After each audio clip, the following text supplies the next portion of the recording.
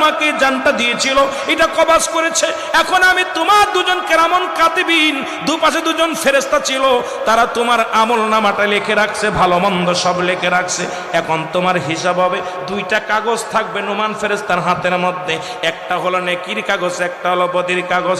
এইবার হাতের মধ্যে দিবে, ভাইরে তুমি লেখো, এই তোমার আমল নামাটা লেখো। বলবে আমি লেখবো কেমনে, আমার কাছে তো কোনো কলম নাই। ডাকতে বলে বান্দারে, তোমার কলম হলো ডান হাতের শাহাদাত আঙ্গুল মোবারক, এই মুসলমান এই আঙ্গুলটার বড় দাম। এরে আমরা হলে সুন্নাতুল জামাতের যারা মুসলমান আশিকেরা, শোনো, এই আঙ্গুলের মাথায় সুন জড়ায়ও না। এই আঙ্গুল দিয়ে আমার নবী চন্দ্রকে দিয়ে খণ্ডিত করেছে। এই আঙ্গুলের বড় দাম। এই কবরের ভিতরে তোমার আমল নামাটা তোমার এই আঙ্গুল দিয়া লেখা লাগবে।